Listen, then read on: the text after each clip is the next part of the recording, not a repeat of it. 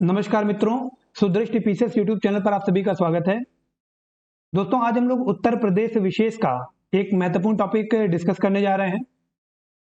Topic है उत्तर प्रदेश का राजनीतिक एवं प्रशासनिक ढांचा। अब फ्रेंड्स, ये पर्टिकुलर टॉपिक आपका उत्तर प्रदेश विशेष का पार्ट तो कवर करता ही है, या हम कह सकते हैं Uttar Pradesh special static GK का पार्ट तो कवर करता ही है। साथ ही साथ ये पॉलिटी का, या आप कह सकते हैं भारतीय संविधान का जो अध्याय 6 है हमारा, वो राज्यों के लिए समर्पित है, तो उसका भी एक इंपॉर्टेंट हिस्सा ये कवर करता है। तो राज्य लोक सेवा आयोग के द्वारा आयोजित की जाने वाली सभी परीक्षाओं के लिए ये टॉपिक आपका अति महत्वपूर्ण है। अगर उत्तर प्रदेश के राजनीतिक और प्रशासनिक ढांचे की हम बात करें तो आपको पता है कि जो उत्तर प्रदेश शासन है या राज्य शासन होता है, संविधान के अध्याय 6 में ये वर्णित होता है। और हम इनको 3 स्तंभों में बांटते हैं, जिसमें आपका कार्यपालिका, विधायिका या न्यायपालिका हम कह सकते हैं। ये 3 स्तंभ हैं। हर राज्य का आप कह सकते हैं संघीय जो शासन प्रणाली है वो इसी तरह से विभाजित है 3 स्तंभों में। उत्तर प्रदेश के विषय में क्या है आज हम इस वीडियो में देखेंगे। दोस्तों, क्लास स्टार्ट करने से पहले कुछ महत्वपूर्ण इंफॉर्मेशन है जो मैं आप सभी से शेयर करना चाहूंगा। सबसे पहले, यदि आप समीक्षा अधिकारी, सहायक समीक्षा अधिकारी 2023 प्रारंभिक परीक्षा की तैयारी कर रहे हैं तो सुदृष्टि पीसीएस यूट्यूब चैनल के द्वारा आरंभ 2023 के नाम से टेस्ट सीरीज लॉन्च किया गया है। आप कह सकते हैं 18 सितंबर से टेस्ट सीरीज लॉन्च किया गया है, और टेस्ट सीरीज कम, ये प्रिपरेशन सीरीज ज्यादा है। ऐसा क्यों कह रहे हैं? क्योंकि डेली बेसिस पे यहाँ पर क्विजेस के माध्यम से आपकी क्वेश्चंस की प्रैक्टिस कराई जाती है, और वीकली बेसिस पर आपको यहाँ पर test series full length provide कराई जाती है 100 क्वेश्चंस की पीडीएफ के माध्यम से, या हम कह सकते हैं डिटेल्ड सोल्यूशन पीडीएफ के माध्यम से। तो यदि आप इस आरंभ 2023 कार्यक्रम से जुड़ना चाहते हैं, टेस्ट सीरीज प्रोग्राम में पार्टिसिपेट करना चाहते हैं, तो यहां पर मैं एक कॉन्टेक्ट नंबर लिख रहा हूं। इस नंबर पे आप व्हाट्सएप या फिर फोन करके भी जानकारी प्राप्त कर सकते हैं आरंभ 2023 टेस्ट सीरीज प्रोग्राम के बारे में। नंबर है यहां पर मैं लिख देता हूं 700-788-4151। इस मोबाइल नंबर पे आप संपर्क बनाएं। आप व्हाट्सएप या कॉल के माध्यम से यहां पर संपर्क कर सकते हैं।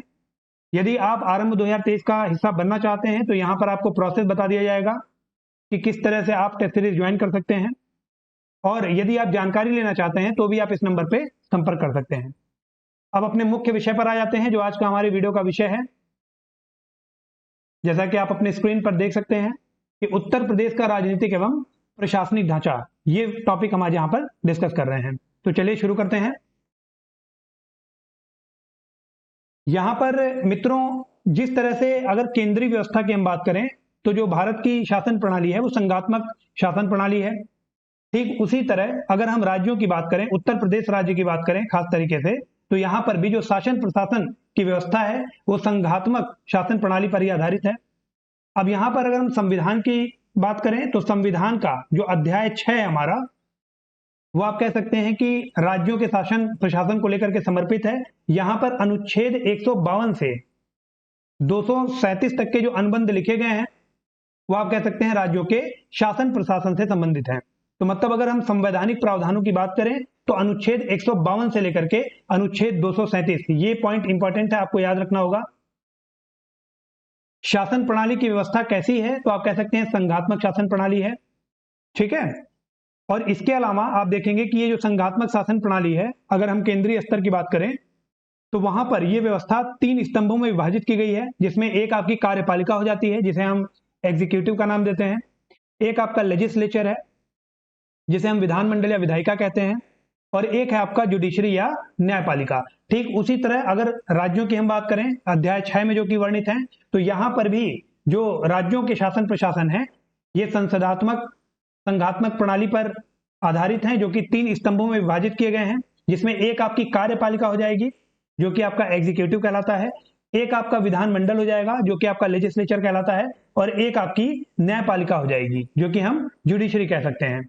अब कार्यपालिका जो है दोस्तों, यहां पर कार्यपालिका में पूछा जाता है ये प्रश्न अलग से कि कौन इनमें से कार्यपालिका का हिस्सा है या कौन नहीं है। तो राज्यों की जो कार्यपालिका होती है उसमें आप कह सकते हैं जो राज्यपाल है वो सर्वोच्च माना जाता है। राज्यपाल के बाद कार्यपालिका में ही आपका मंत्री परिषद होता है जिसकी अध्यक्षता मुख्यमंत्री के द्वारा की जाती है। उसके बाद सचिवालय होता है और सचिवालय के बाद आप कह सकते हैं निदेशालय। ठीक है, जो निदेशालय होता है ये कार्यकारी विभाग होता है। अगर मंत्रिपरिषद की हम बात करें तो ये राजनीतिक प्रमुख होते हैं, और जो सचिवालय है ये आपका प्रशासनिक विभाग होता है। ठीक है, इसके अलावा जो एडवोकेट जनरल ऑफ स्टेट्स होते हैं या महाधिवक्ता होते हैं, वो आपके कार्यपालिका के ही हिस्सा या कार्यपालिका के ही ये सदस्य माने जाते हैं। जिस तरह से अगर हम केंद्रीय स्तर पे देखें तो जो अटॉर्नी जनरल होते हैं, जो भारत के महान न्यायवादी हैं, वो हम एग्जीक्यूटिव में लेकर के चलते हैं उनको। भारत की जो कार्यपालिका है उसके वो अंग माने जाते हैं। ठीक उसी तरह राज्यों के स्तर पर अगर हम बात करें तो यहाँ पर जो महाधिवक्ता होते हैं ये भी कार्यपालिका के सदस्य होते हैं, या आप कह सकते हैं कार्यपालिका के एक अंग होते हैं।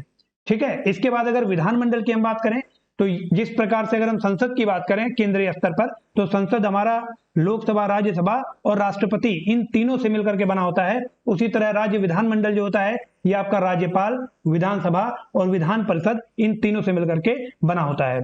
अब यहाँ पर विधान परिषद जो है, ध्यान रखिएगा, उत्तर प्रदेश के अगर संदर्भ में हम बात करें तो विधान परिषद हमारे पास मौजूद है। कई ऐसे राज्य हैं जहां पर विधान परिषद मौजूद नहीं है, तो वहां पर राज्यपाल और विधानसभा आप आसानी से बता सकते हैं कि विधानमंडल के पार्ट होते हैं। अब यहां पर आप कमेंट सेक्शन में कमेंट करके बताएं कि ऐसे कितने राज्य हैं भारत के, ऐसे कितने राज्य हैं जहां पर विधानसभा और विधानमंडल दोनों उपस्थित हैं। ठीक है, पहले आप नंबर लिखेंगे और नंबर के आगे मान लीजिए 6, 7, 8 जो भी हो, आप नंबर लिखेंगे और नंबर के आगे उन राज्यों का नाम लिखेंगे। कमेंट सेक्शन में आप कमेंट करके बताएं। दोस्तों, आज का जो हमारा टॉपिक है वो आप कह सकते हैं कि जो उत्तर प्रदेश का राजनीतिक प्रशासनिक ढांचा है उसका जो पहला अंग है, पहला स्तंभ है कार्यपालिका, आज हम इसे पूरी तरह से डिस्कस करेंगे। ठीक है, तो पहला पॉइंट हम यहां पर लेकर के चलते हैं कार्यपालिका को।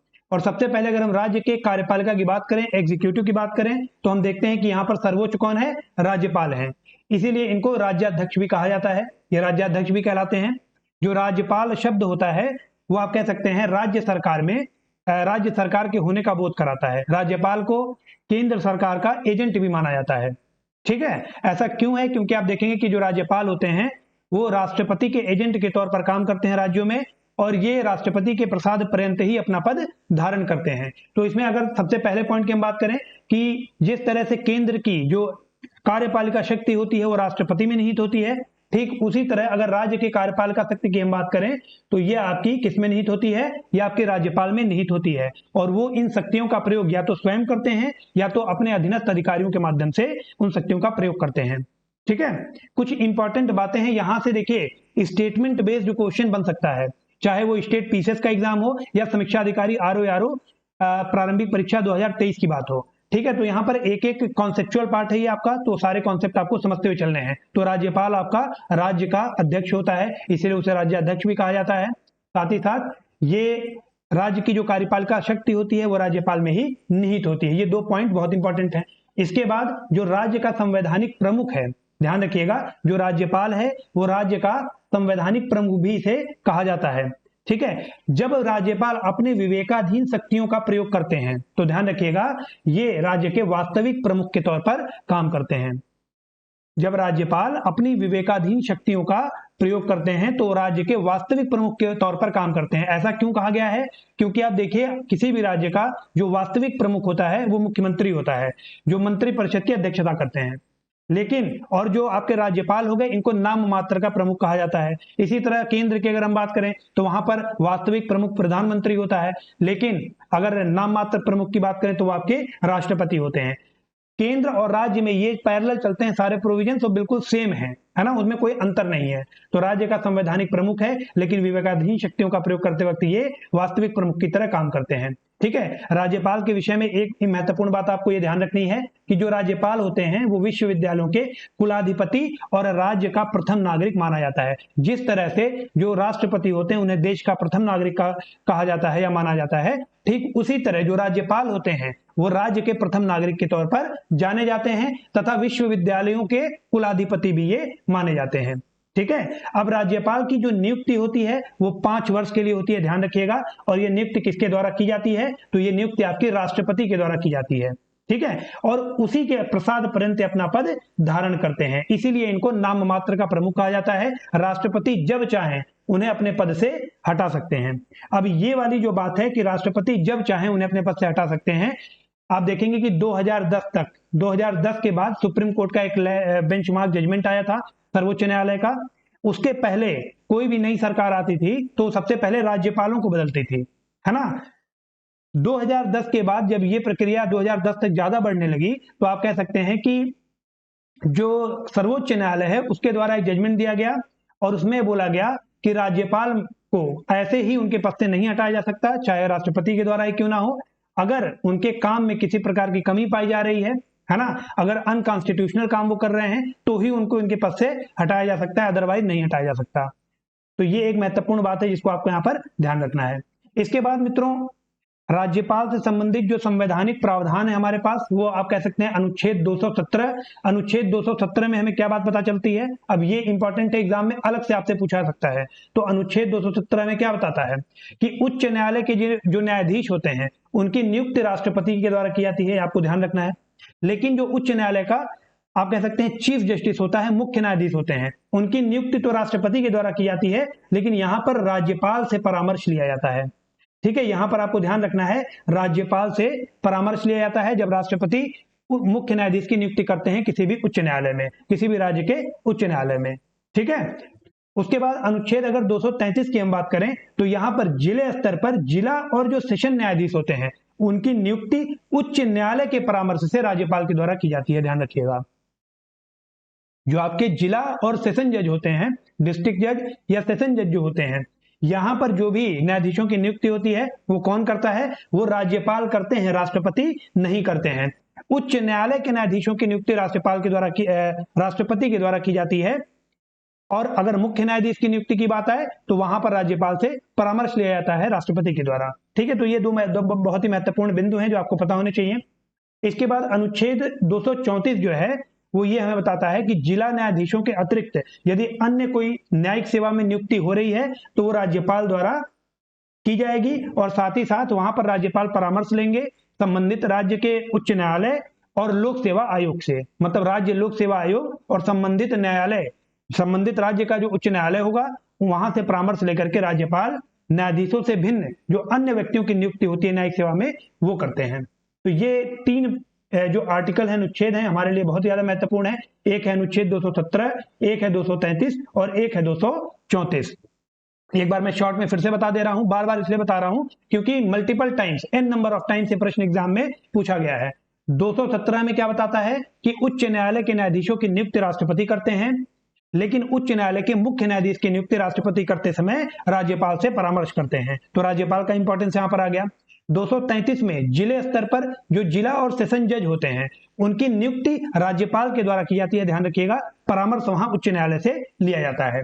ठीक है, उसके बाद अनुच्छेद 234 हमें क्या बताता है कि जो जिला स्तर पर या आप कह सकते हैं जिला न्यायाधीशों से भिन्न कोई और अपॉइंटमेंट है जो कि न्यायिक सेवा में अपॉइंट किया जा रहा है, जुडिशियल सर्विसेज में अपॉइंटमेंट है, तो वहां पर राज्यपाल वो नियुक्ति करेंगे और परामर्श लेंगे उच्च न्यायालय और संबंधित राज्य के लोक सेवा आयोग से। जैसे अगर उत्तर प्रदेश में ये नियुक्ति हो रही है तो उत्तर प्रदेश लोक सेवा आयोग के द्वारा ये परामर्श राज्यपाल द्वारा लिया जाएगा। ठीक है, इसके अलावा फ्रेंड्स राज्यपाल द्वारा की जाने वाली अन्य जो महत्वपूर्ण नियुक्तियां हैं उसमें आपका महाधिवक्ता हो जाएगा और लोकायुक्त हो जाएगा। अब आपको ध्यान रखना होगा, महाधिवक्ता जो है ये आप कह सकते हैं बिल्कुल पैरेलल, अगर अटॉर्नी जनरल की हम बात करें तो अटॉर्नी जनरल या फिर महान्यायवादी की नियुक्ति प्रेसिडेंट या राष्ट्रपति के द्वारा की जाती है। ठीक है, तो ये भी बात आपको ध्यान रखनी है। उसी तरह महाधिवक्ता की नियुक्ति राज्यपाल या गवर्नर के द्वारा राज्य में की जाती है। लोकायुक्त की नियुक्ति भी राज्यपाल के द्वारा की जाती है। तो ये भी महत्वपूर्ण बात है, पॉइंटर मार्कर है, अलग अलग क्वेश्चन यहाँ पर बन सकते हैं एग्जाम में। ठीक है, इसके बाद मित्रों जो अगला हमारा हिस्सा है कार्यपालिका का, उसमें हम देखेंगे मंत्रिपरिषद की बात आती है जिसे हम काउंसिल ऑफ मिनिस्टर भी कहते हैं। और यहाँ पर एक आर्टिकल है जिसको आपको ध्यान में रखना है, जिसे हम अनुच्छेद 164 के नाम से जानते हैं। अनुच्छेद 164 हमें क्या बताता है, तो आप कह सकते हैं कि ये संवैधानिक प्रावधान है जो हमारे संविधान में लिखा गया है, और इसके अनुसार जो राज्यपाल होते हैं सबसे पहले वो मुख्यमंत्री की नियुक्ति करते हैं, उसके बाद मुख्यमंत्री की ही सलाह पर वो अन्य मंत्रियों की नियुक्ति करते हैं। ध्यान रखिएगा, मुख्यमंत्री और अन्य मंत्रियों सभी की नियुक्ति राज्यपाल के द्वारा की जाती है, लेकिन मुख्यमंत्री की नियुक्ति करने के बाद जब अन्य मंत्रियों की नियुक्ति राज्यपाल के द्वारा की जाती है तो वहां पर राज्यपाल परामर्श करते हैं, किससे, मुख्यमंत्री से परामर्श करते हैं। ठीक है, और ये जो नियुक्ति होती है इसके लिए जो शपथ दिलाई जाती है, ध्यान रखिएगा संविधान की जो तीसरी अनुसूची है हमारी, उसमें जो भी पद या फिर जो भी आपकी ओथ एंड अफर्मेशन की भाषा लिखी हुई है उसी आधार पर यहाँ पर गोपनीयता की शपथ दिलाई जाती है अनुसूची 3 के माध्यम से। इसके बाद फ्रेंड जो मंत्रीगण होते हैं, ध्यान रखिएगा, ये राज्यपाल के प्रसाद पर्यंत अपना पद धारण करते हैं। अब यहां पर भी वही बात है कि जो मंत्रीगण हैं, ठीक, अगर सेंटर की हम बात करें, केंद्रीय स्तर की बात करें, तो वहां पर जो मंत्रिमंडल है हमारा, जो मंत्रीगण होते हैं, वो राष्ट्रपति के प्रसाद पर्यंत अपना पद धारण करते हैं। इसीलिए कहा जाता है कि जो ये मंत्रिपरिषद में मंत्री होते हैं या फिर जो काउंसिल ऑफ मिनिस्टर होता है, वो कलेक्टिवली तो केंद्रीय स्तर पर लोकसभा के लिए रिस्पॉन्सिबल होता है, उत्तरदायी होता है, और अगर राज्य स्तर की हम बात करें तो सामूहिक रूप से ये विधानमंडल या विधानसभा के लिए रिस्पॉन्सिबल या उत्तरदायी होता है। लेकिन अगर इंडिविजुअल स्तर पे हम बात करें, व्यक्तिगत रूप से, तो जो मंत्री होते हैं राज्य स्तर पर, मंत्री व्यक्तिगत रूप से राज्यपाल के लिए उत्तरदायी होते हैं, और केंद्रीय स्तर पर व्यक्तिगत रूप से जो मंत्री परिषद होता है उसके जो मंत्री होते हैं, काउंसिल ऑफ मिनिस्टर के जो मेंबर्स होते हैं, वो राष्ट्रपति के लिए उत्तरदायी होते हैं, रिस्पॉन्सिबल होते हैं। ठीक है, तो ये भी 2-3 महत्वपूर्ण बातें जो आपको ध्यान रखनी है, और एग्जाम में इनसे भी क्वेश्चन ऑलरेडी पूछा जा चुका है। यहां पर मित्रों मंत्री पद पर नियुक्त होने के लिए ध्यान रखिएगा, किसी भी व्यक्ति का दोनों सदनों में से किसी एक सदन का सदस्य होना आवश्यक होता है। ठीक है, अनुच्छेद 164 में ही ये सारी बातें लिखी गई हैं कि अगर कोई भी व्यक्ति मंत्री पद पर रहना चाहता है तो विधानमंडल या विधान परिषद, इन दोनों में से किसी एक का सदस्य होना अनिवार्य है। इसी तरह अगर केंद्रीय स्तर की बात करें तो लोकसभा राज्यसभा में से किसी एक का सदस्य होना अनिवार्य है अगर वो काउंसिल ऑफ मिनिस्टर या मंत्री पद धारण करना चाहते हैं। ठीक है, अगर कोई व्यक्ति ऐसा नहीं है, अगर सिचुएशन ये है या आप कह सकते हैं अगर अवस्था ऐसी है कि कोई व्यक्ति मंत्री है और वो किसी भी सदन का सदस्य नहीं है, तो वो मैक्सिमम 6 माह तक ही अपने पद पर रह सकता है। 6 माह के भीतर उसे किसी एक सदन की सदस्यता ग्रहण करनी होगी। तो ये बहुत ही महत्वपूर्ण बात है, इसको आपको ध्यान रखना होगा। यहाँ पर टाइम इंपॉर्टेंट है, 6 माह, 6 मंथ, जो 6 माह का टाइम पीरियड लिखा गया है ये महत्वपूर्ण है। इसके अलावा मंत्रियों के जो वेतन और भत्ते होते हैं उनका निर्धारण समय समय पर विधानमंडल द्वारा किया जाता है।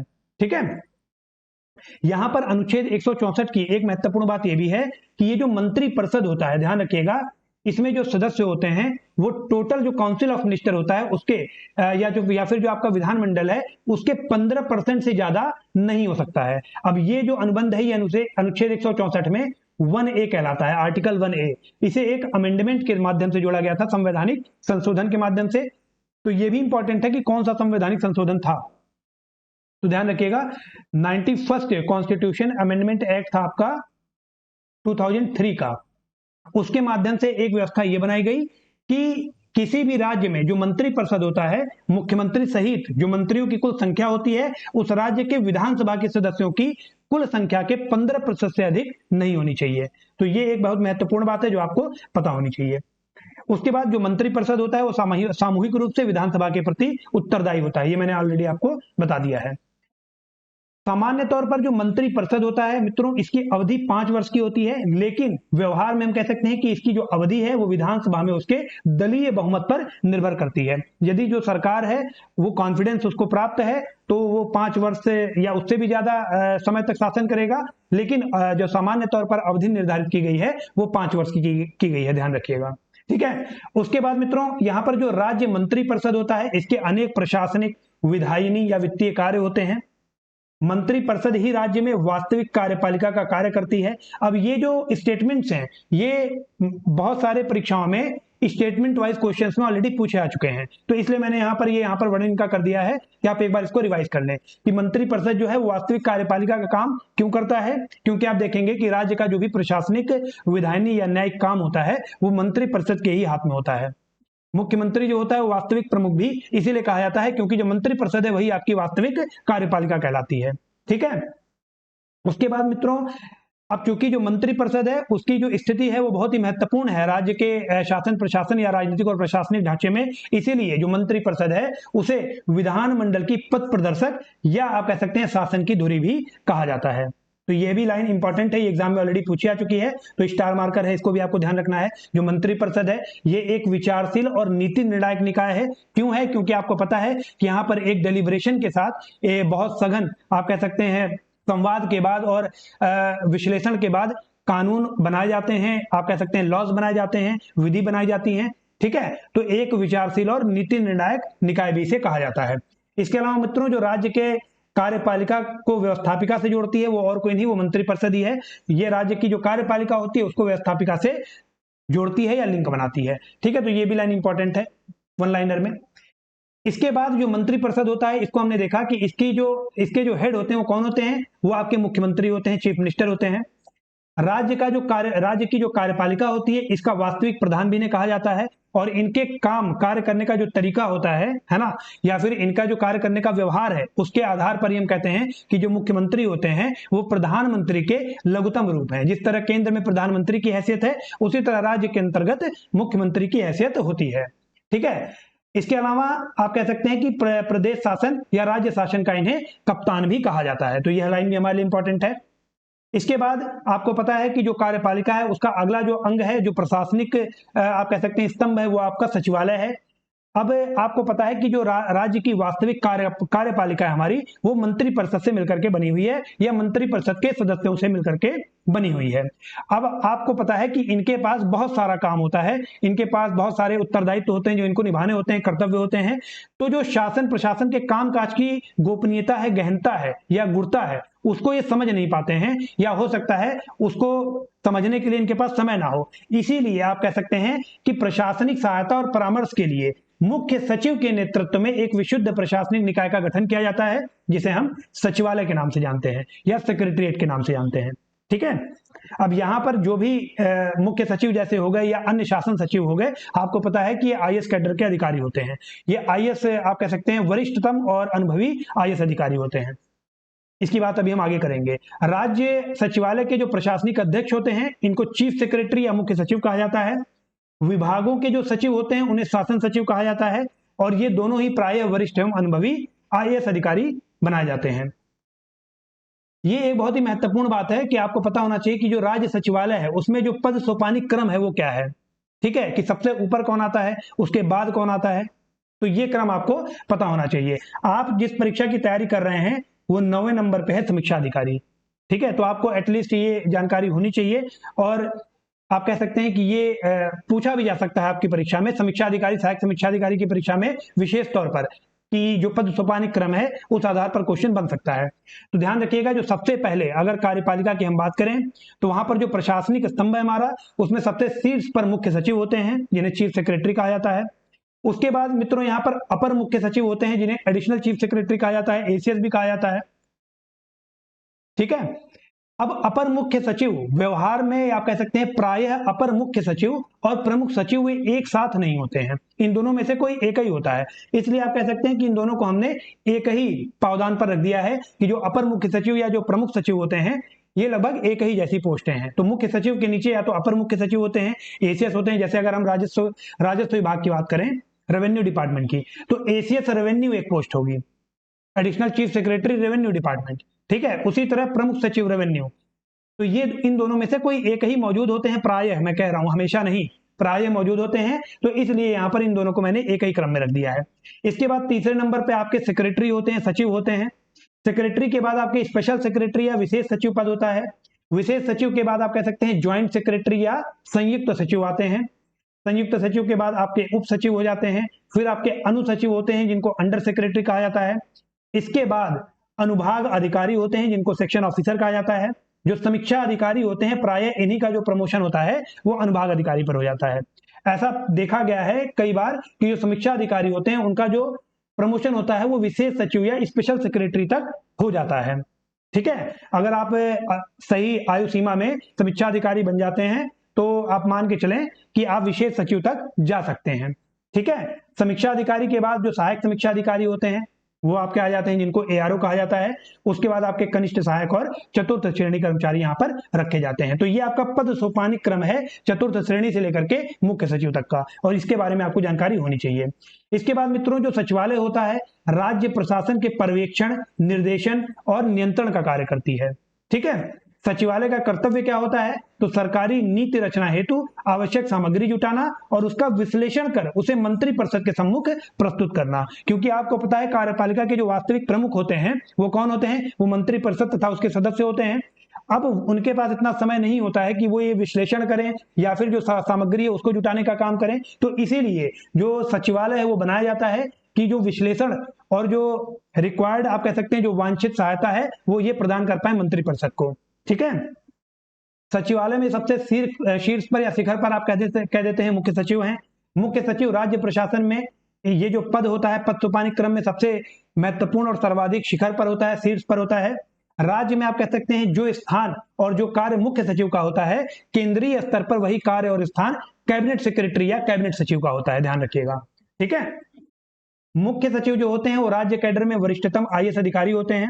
मुख्य सचिव राज्य प्रशासन की धुरी कहे जाते हैं। अब इनका काम इतना महत्वपूर्ण होता है, पद इतना महत्वपूर्ण होता है, तो इसलिए राज्य प्रशासन की धुरी भी इनको कहा जाता है।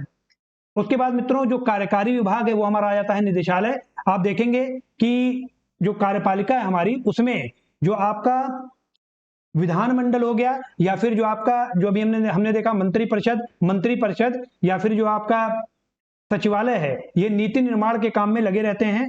लेकिन ध्यान रखिएगा जो निदेशालय होता है ये आपका कार्यकारी विभाग है, ये तीसरा अवयव है। ये नीति निर्माण का काम नहीं करता है, ये कार्यकारी काम करता है, एग्जीक्यूट करने का काम करता है। ठीक है, जो नीतियां बना दी गई हैं इनके ऊपर सचिवालय या मंत्रिपरिषद के द्वारा। तो ये भी एक महत्वपूर्ण बात है कि जो राज्य प्रशासन में मंत्रिपरिषद होता है वो राजनीतिक प्रमुख होता है, सचिवालय आपका प्रशासनिक प्रमुख होता है। उसके बाद जो तीसरा अवयव है निदेशालय, ये आपका कार्यकारी प्रमुख होता है। तो मंत्रिपरिषद और सचिवालय इनका संबंध नीति निर्माण से होता है, ध्यान रखिएगा। नीति निर्माण से संबंध है मंत्रिपरिषद और सचिवालय का। लेकिन जो आपके निदेशालय होते हैं ये क्रियान्वयन के लिए प्राथमिक रूप से जिम्मेदार होते हैं। ठीक है, एक शासन सचिव के अंतर्गत कई विभाग हो सकते हैं। जैसे अगर सचिव गृह की हम बात करें तो इनके अंतर्गत पुलिस विभाग भी होता है, जेल विभाग भी होता है और आंतरिक सुरक्षा विभाग भी होता है, जिसको हम लोग इंटरनल सिक्योरिटी डिपार्टमेंट के नाम से जानते हैं। इसके बाद मित्रों जो अगला स्तर है हमारा वो आपका आ जाता है मंडल, जिला और तहसील एवं ब्लॉक प्रशासन। यहां पर हम देखते हैं कि राज्य के विभिन्न विभागों की कार्यात्मक इकाइयां नीचे तक फैली होती हैं और सबके अपने विभाजन स्तर होते हैं। सामान्य तौर पर अगर राजस्व प्रशासन में विभागाध्यक्ष के बाद मंडलायुक्त होते हैं। मंडल का जो अध्यक्ष होता है उसे मंडलायुक्त या डिविजनल कमिश्नर कहा जाता है। जैसे फॉर एग्जांपल लखनऊ एक मंडल है जो कि कई जिलों से मिलकर के बना हुआ है। तो यहाँ पर इस पूरे मंडल के जो सचिव होंगे या जो अध्यक्ष होंगे उन्हें मंडलाध्यक्ष कहा जाता है, जिन्हें डिविजनल कमिश्नर भी हम कह सकते हैं। ठीक है, जो अपने मंडल में शांति व्यवस्था, राजस्व वसूली या अन्य कार्यों को देखने का काम करते हैं। मंडल के नीचे आपको पता है कि राज्यों से मिलकर के मंडल बना है, स्टेट से मिलकर के मंडल बना है। तो जो राज्यों नहीं, जिलों से मिलकर के आपका मंडल बनता है एक राज्य में। ठीक है, मंडल के बाद आप कह सकते हैं कि स्टेट होता है, ये ऑर्डर है। तो यहां पर मंडल के जो प्रमुख हैं वो डिविजनल कमिश्नर हो गए या मंडलायुक्त हो गए। उसके बाद स्टेट के जो प्रमुख हैं, अगर हम नाम मात्र प्रमुख की बात करें तो राज्यपाल हो गए, वास्तविक प्रमुख की बात करें तो वो आपके चीफ मिनिस्टर हो गए। वहीं पर अगर हम जिले की बात करें तो इसके जो प्रमुख होते हैं आप सभी को पता है वो डीएम होते हैं या फिर डिस्ट्रिक्ट मजिस्ट्रेट होते हैं। ठीक है, जिले के बाद आप देखेंगे कि यहाँ पर तहसीलें होती हैं। हर जिले में 2-3 तहसीलें होती हैं, एक भी हो सकती है। ठीक है, तो ये जो तहसील होती हैं ये किसके अंडर में होती हैं? ये आपकी होती हैं एसडीएम के अंडर में। आईएएस की परीक्षा आप क्वालिफाई करते हैं तो यहाँ बैठाए जाते हैं, पीसीएस की परीक्षा आप क्वालिफाई करते हैं तो एसडीएम बनाए जाते हैं। तो आप कह सकते हैं कि मंडल के नीचे जिला अधिकारी के नेतृत्व में जिले होते हैं और जिले के नीचे तहसीलें होती हैं जो कि एसडीएम के नेतृत्व में काम करती हैं। उसी तरह अगर हम डेवलपमेंट एडमिनिस्ट्रेशन की बात करें, विकास प्रशासन की, तो यहां पर सबसे नीचे ब्लॉक होता है, ब्लॉक के ऊपर जिला होता है और जिले के ऊपर राज्य स्तरीय विभाग मिलते हैं। ठीक है, उसके बाद मित्रों जो कार्यपालिका है हमारा, उसका आखिरी जो स्तंभ है वो आपका महाधिवक्ता है, जिसको हम एडवोकेट जनरल ऑफ स्टेट भी कहते हैं। अनुच्छेद 165 में इनके लिए उपबंध दिए गए हैं। जैसे आप कह सकते हैं कि अनुच्छेद 165 के अनुसार, जो कि हमारे संविधान में वर्णित है, राज्य में महाधिवक्ता की नियुक्ति राज्यपाल के द्वारा की जाती है। ध्यान रखिएगा सबसे पहली बात कि इनकी नियुक्ति राज्यपाल के द्वारा की जाती है। जिस तरह से अगर केंद्रीय स्तर की बात करें हम तो अटॉर्नी जनरल की या महान्यायवादी की नियुक्ति राष्ट्रपति या प्रेसिडेंट के द्वारा की जाती है। ठीक है, और वह उसी के प्रसाद पर्यंत अपना पद धारण करते हैं, ठीक उसी तरह जिस तरह जो आपका महान न्यायवादी है वो राष्ट्रपति के प्रसाद पर्यंत अपना पद धारण करता है। अब इसके लिए न्यूनतम अर्हताएं क्या हैं? तो आप कह सकते हैं कि उनका भारत का नागरिक होना आवश्यक है, 10 वर्ष से अधिक समय से वो आप कह सकते हैं किसी न्यायिक कार्य से जुड़े हुए हों, या फिर 10 वर्ष से उच्च न्यायालय या हाई कोर्ट में एक अधिवक्ता या वकील के रूप में कार्य कर रहे हों। इसके अलावा जो महाधिवक्ता होते हैं वो इनका काम क्या होता है? तो आप कह सकते हैं कि जो विधि संबंधी विषय होते हैं उन पर राज्यपाल को सलाह देते हैं, तथा राज्यपाल जो काम उनको सौंपता है, विधि संबंधी काम जो राज्यपाल के द्वारा सौंपे जाते हैं, उनका संपादन करने का काम महाधिवक्ता या एडवोकेट जनरल का होता है। इसके अलावा मित्रों जो महाधिवक्ता होते हैं वो दोनों सदनों की बैठक में, राज्य में चाहे विधानमंडल हो, विधानसभा हो या आपका विधान परिषद हो, दोनों की बैठक में तो भाग ले सकते हैं, लेकिन मतदान नहीं कर सकते हैं, ये आपको ध्यान रखना होगा। इनके पास वोटिंग का राइट नहीं होता है। तो ये मित्रों राज्य आप कह सकते हैं राजनीतिक प्रशासनिक ढांचे में जो पहला हमारा पॉइंट था कार्यपालिका, उसको हमने यहाँ पर डिस्कस कर लिया। अपने अगले वीडियो में फ्रेंड्स हम लोग विधानमंडल को देखेंगे और उसके बाद हम लोग न्यायपालिका की बात करेंगे, जुडिशियरी की, राज्य स्तर पर। तो मित्रों अगर आपको ये वीडियो पसंद आ रहा हो, अगर आपको लेक्चर सीरीज अच्छी लग रही हो, तो वीडियो को लाइक जरूर किया करें, वीडियो को शेयर जरूर करें, और चैनल को यदि आपने अभी तक सब्सक्राइब नहीं किया है तो चैनल को भी सब्सक्राइब कर दें और बेल आइकन को भी प्रेस कर लें। Okay friends, so thank you so much for participating in this session.